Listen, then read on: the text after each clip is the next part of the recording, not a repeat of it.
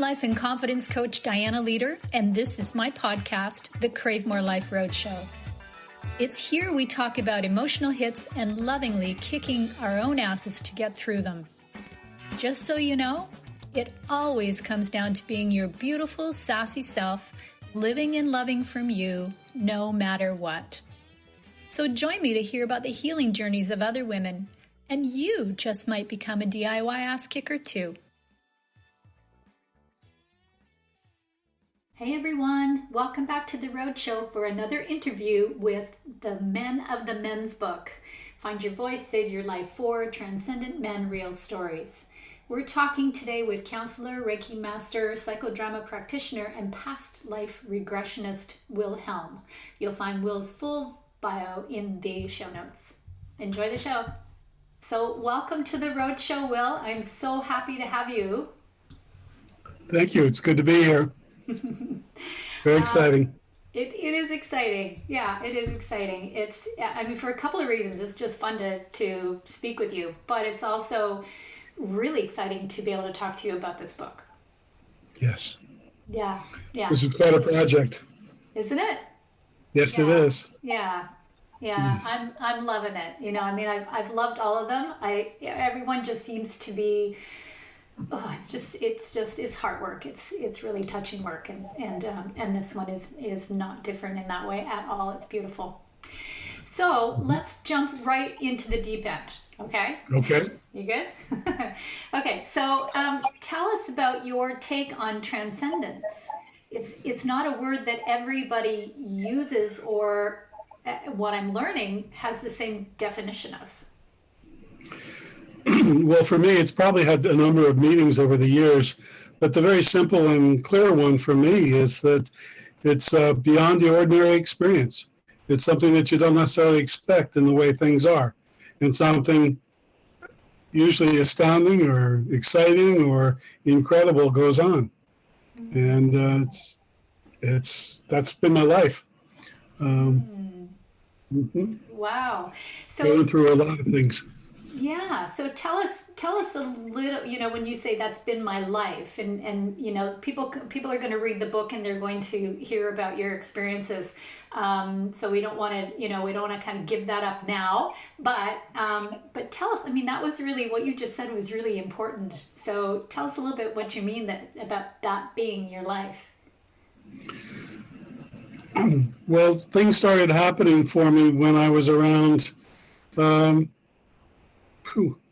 27 or so. My life started to change, and things came up that didn't expect to happen for me.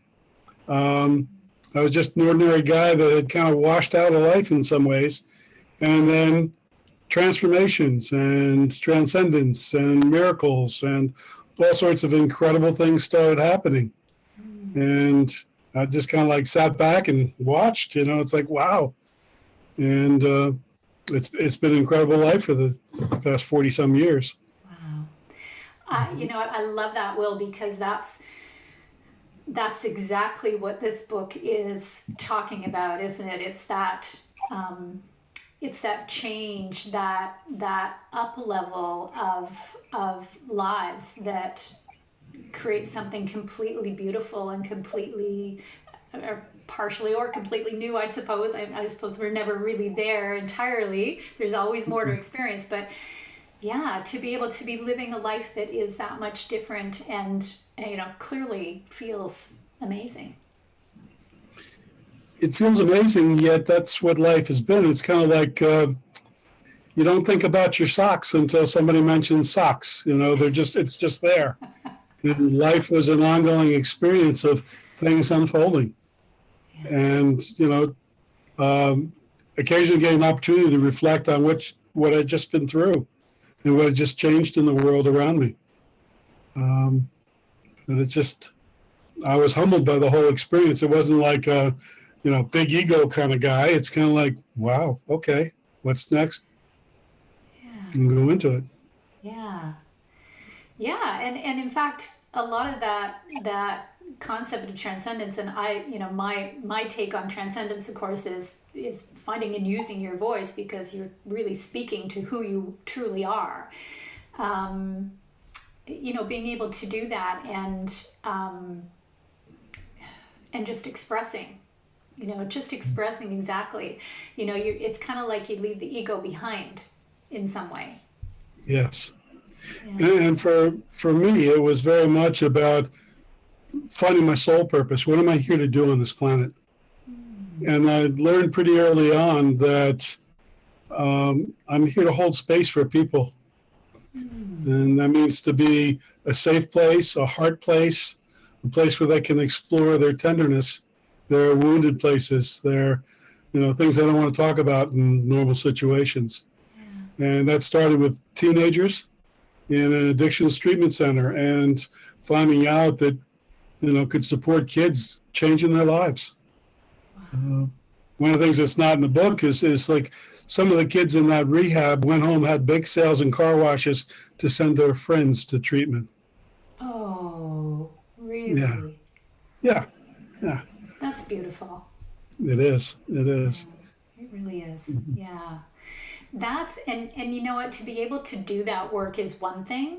To be able to do it from a place of, of your heart and your actual purpose is an additional piece to that. That's amazing. People may not look at it this way, but teenagers, for instance, are great teachers. They push the boundaries as to who you are and what you do and what you know and what you express. And I had 8 years with these teenagers that were teaching me a whole lot. I bet. It just made me think about the kids that stand on the corner in my neighborhood and wait for the bus to pick them up for school, and and they just good morning, and it's like silence, just silence, and I often, when that happens, I always make the attempt, and when it happens, I often just think about where they're at, and it's a good reflection for me too. It's teenagers are amazing. Yeah.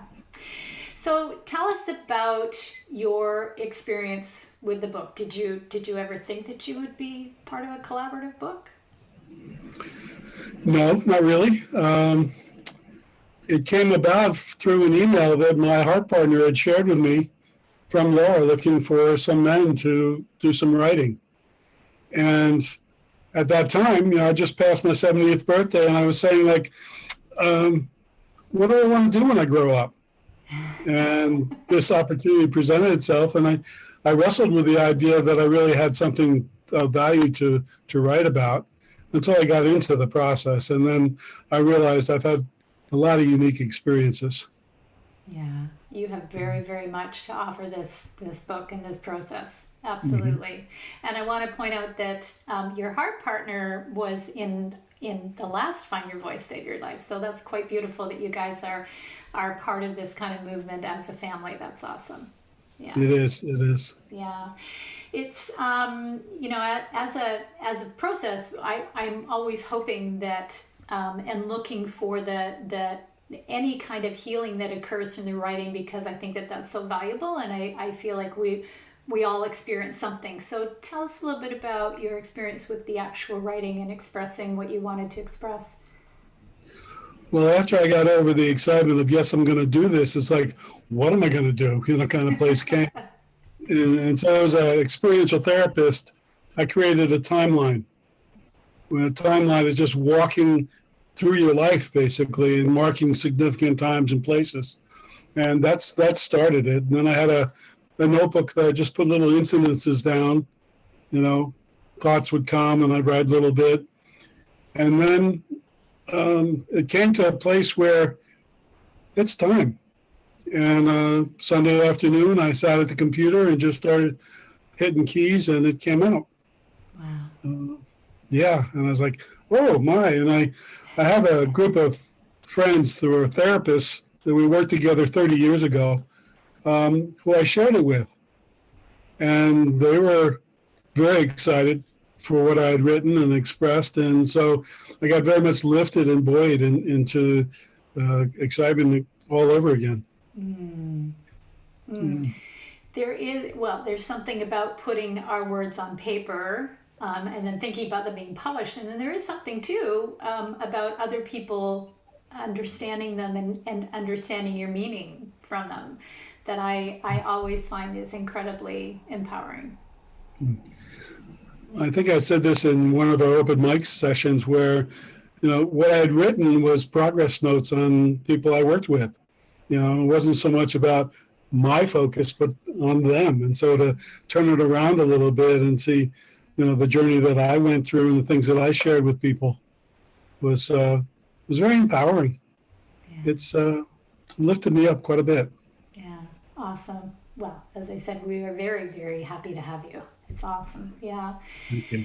So think about so you've made this shift, I'll call it, for lack of a better term. You've transcended to this place. Your life is very different.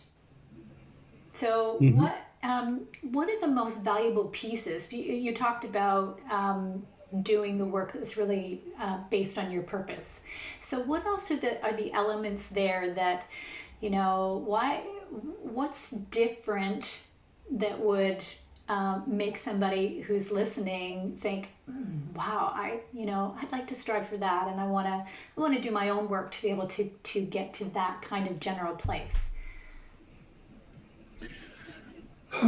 What I want to say is it's possible. I was basically a throwaway kid, and wasn't going to amount to much in my life. And there was a point where I sat down with the director of that adolescent rehab to do some volunteer work. And he said, I got 5 minutes for you. And I said, okay. And we started talking. And 45 minutes later, I walked out of his office with a schedule of volunteer work for a month. And when that month was over, he said, do you want to work here? Wow. And 6 months later, do you want to be a counselor? And I'd been like a counselor's aide kind of person. And I said, yeah. So he sent me to, at that time in the state of Pennsylvania, the Governor's Council on Drug and Alcohol Studies. And he said, I'm not going to waste on the beginner's level. You're going with the real pros. And they were the top people in the field at that time. Wow. And I survived, and I did well. And when I left that facility, I was the chief counselor. Starting off as a carpenter's helper when I walked in for some volunteer work, and it just happened. And a number of things like that have happened. I went to apply for a job in another facility, and it was kind of a lark. I didn't think I was going to get it. And they asked me, after being interviewed by the directors and by the staff, when could I start? And that wasn't the usual process. So, I've had these kind of like awarenesses that something magical has been going on in my life, and that maybe I carry something, and I'm not the only one. I think of a man that I worked with that, he was down and out and really in a bad place, and now he's a top coach. He does your work and helps people find their voice and move into their life. And it's like just to be a witness to that in some way, to hold a place of support. It's wonderful. Mm-hmm. So I can do it, other people can do it. And I've just seen lots of people do things dramatically in their life. Right. When I count it up, it's probably somewhere over 30,000 people that I've had contact with in my life. In the different facilities that I worked in my private practice, and workshops that I facilitated, and psychodrama things that I've been involved with. It's a lot. So, and like I said, I started off as a throwaway kid. Mm-hmm. Yeah. Wow. That's even that term, throwaway kid is, you can envision that. I can envision that right in front of me. And, that's certainly not you anymore. No, it's not. Yeah. No. So the piece that really kind of strikes me and has always struck me about you, which is why I think your reference to, heart partner is so touching to me, is that there is you have that obvious connection to your heart space and to your own vulnerability. you know, that you know, without knowing you at the time, I will guess was not available to you when you were that throwaway kid. No. So how did you connect with that? I think the teenagers started the process because trying to fight their armored positions, if you will, or their defenses, wasn't going to get through by trying to overpower them. But it was, you know, coming in the back door through their feelings. So that empowered me that I had to be looking at mine and what were my feelings about? What were these emotions? You know, so I began a process of becoming emotionally fluent. And so what do things mean? Like anger says, something's wrong here. Something's intruding, you know, and teach a kid that's gotten in trouble for being angry that that's what's going on. He's able to look at what's wrong in his life, what's intruding, what's not helpful to him. Right. And so it was like that with the feelings, and I kept going deeper and deeper when I started working with family members of alcoholics at a place called the Cairn Foundation. We were helping people see how their hearts had been touched by what they had been through and give them a safe space to express their grief, their anger, their fear, their anxiety, their pain. And it just kept working on me. You know, I'd come out of a day's work and go, wow, you know, and see the courage and vulnerability of people that giving a little bit of safety, they'll open their hearts. Yeah. And I have a mentor that's a few years older than me, and she says, remember that the well's never empty. There's always more to go for. And so, you know, there's whatever happens in one's life, that there's feelings, there's heart work to do. And we can connect intellectually, yes. But the better place I feel is with the heart. You know, we also connect with the soul. When you can show somebody that they have value, that their heart is a way to connect with somebody, their heart is a way to change their life, it doesn't get any better than that. Yeah, I love that. And look at the grin. It's, you know, that's here, right? That's right in here. I love that. Because that, you know, from my experience, that's the piece that I think, I mean, women forget it as well, but men particularly forget it, you know, or maybe they've never been connected to it or been allowed or allow themselves to go there. But yeah, that being able to access their own hearts and living that is incredible. And I can see how that would just shift your life around completely. One of the things that helped a whole lot was doing the work that I was doing. I was experiencing some secondary PTSD, just the stories that people are bringing forward. So I sought out some Reiki training, and that softened me up some more. And exploring some things shamanically, you know, made a connection with the world, and meeting with some indigenous men who talked about being in right relationship with things, rather than a power over dynamic, which a lot of our society is about. It's like, how do we have power with? And that just changed my whole perspective. Right. Which is not, you know, power with is not the traditional gender-based male approach. You know, and sadly, it's not what's expected of men. So I love that you're offering something completely different. Yeah. I know that many times I've been the kind of like the weird one, you know. People do not necessarily understand, but those that would engage and, you know, work with the heart, work with what their soul purpose is, work with, you know, how can they serve in this world rather than how can they get in this world. Yeah. So. Yeah. Wow. Yeah, I absolutely love that. And I think that that's a really good it's a really good discussion for us to have as an opening to the book. That's for sure. That's for sure. Yeah, because I think if there's anything common among all the chapters, that's it.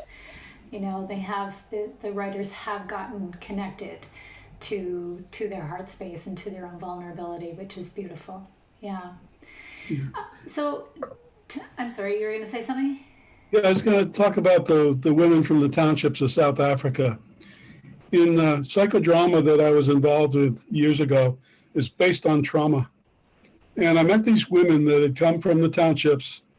They'd gotten into this country by picking trash to find things that they could make jewelry with, and they would sell the jewelry, and they financed their trip into the States to learn about healing. And these women, I can't say the types of things that they went through, but they still had hearts. They still had hearts that cared. They still had hearts that wanted to make a difference. And that just seemed very important to me at that time. It just blew me away. That some of the darkest things can happen to people, and they can still want to do something good. Yeah. Yes, it's available to us, isn't it? Yes, and I think the books that you're involved with and the other ones from the publisher, I think, are very important about making a difference in this world. It's just, I hope it does. That's my desire. It does too. Mine too. And you know what? I don't have any doubt that this book is going to make a big difference to a lot of people. Men, absolutely, connecting them to their own heart space, giving them, showing them that is possible. But women, and I've kind of said this all along, that, women are going to be impacted by this book too.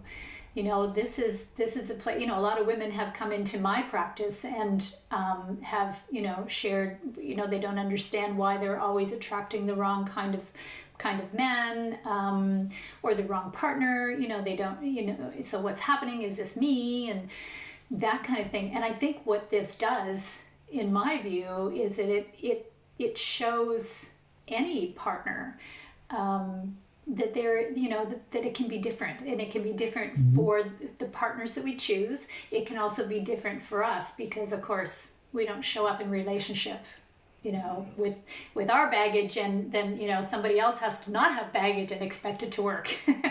But yeah, it's showing possibilities. It's creating awareness, and I think it's going to be, excuse the expression, but I think it's going to be kick-ass.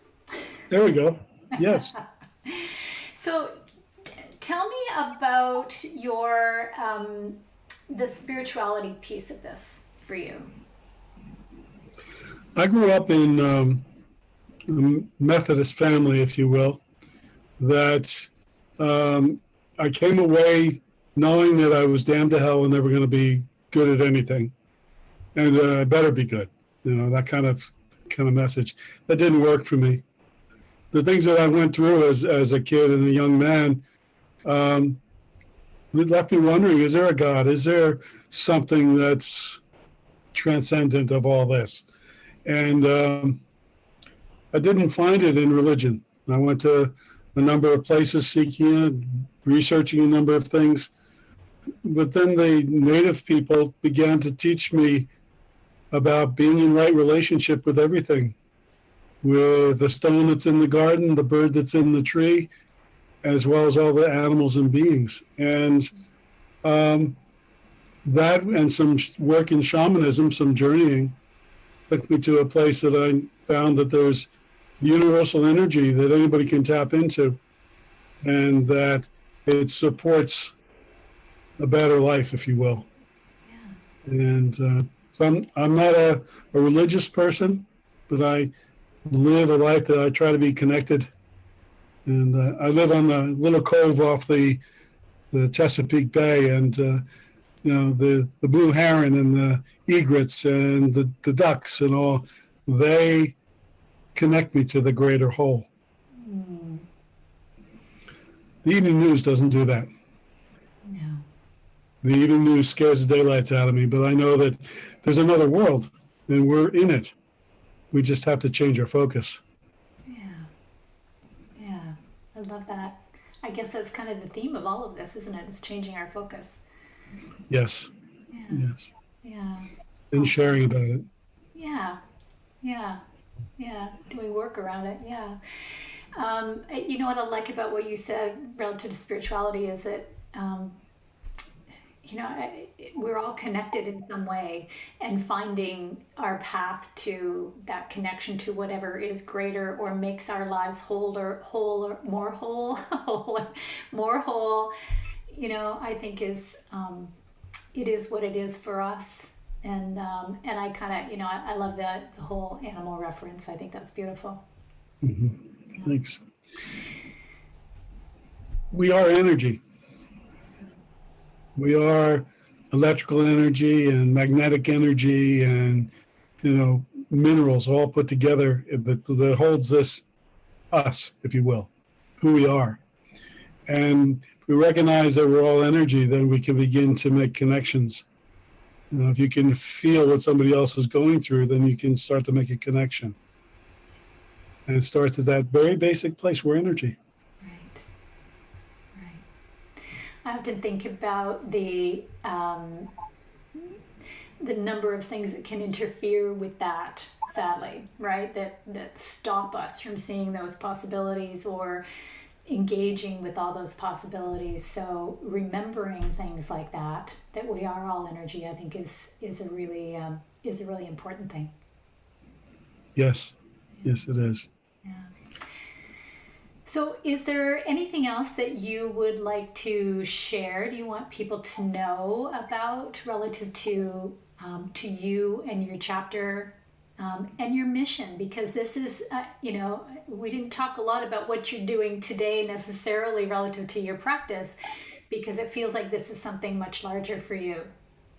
So, if there's something that we've missed, then we need to talk about that.